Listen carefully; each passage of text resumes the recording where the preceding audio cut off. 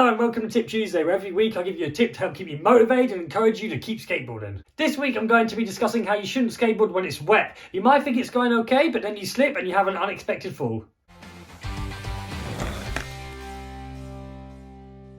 The weather sure can suck at times, right? Especially right now we're in winter, we've got rain and snow, not ideal skateboarding conditions. You may still find yourself tempted to go to a skate park. Trust me, I know. You get to a skate park, you see it's all wet, but you're like, oh whatever, I'm going to skate anyway. You start skating around, you're doing kick turns on the ramps, everything's going all okay. No big deal, you think. I'm not going to fall, I'm skating, I'm having fun, it's all good. But now you just let your guard down because you're no longer worrying about it. That's when things will go wrong. All it takes is for your central balance to be slightly off and you'll end up power sliding, which means your wheels are going to slip in the direction that you don't want them to go because of the wetness. These are usually the worst types of falls as well because it comes out of nowhere and you don't have time to anticipate it.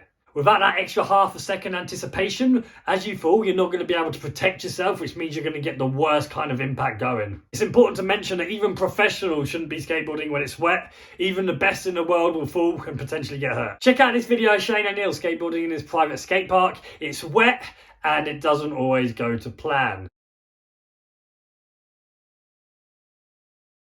Did you see how he slipped off that switch 360 flip even though it looked like it was all going to be fine? See, I know us skateboarders tend to be daredevils, and Shane O'Neill that day, he rolled the die and he wanted to try and get a cool clip for Instagram. It turned out alright for him, but as you see, he did fall, he could have got hurt.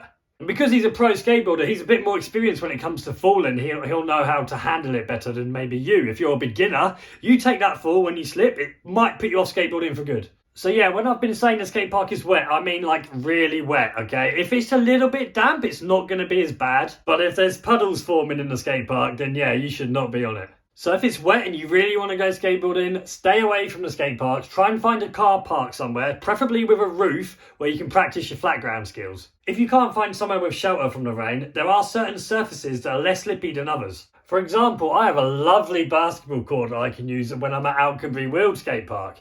This basketball court is made of clay and it's a lot less slippy than being in the skate park. I've been able to have fun in there practicing my flip tricks when the skate park is unskateable. Alright, well that's it for this week. If you've enjoyed this tip, then you might like what I had to say last week. I was discussing documenting your skateboard progress. Hopefully there's some video popping up around my head somewhere here that you can click on. And if you haven't done so yet, please do subscribe to me. I'll be working hard from 2021 onwards to make sure that this channel is really good for helping people learn to skateboard. So as always, keep on skating!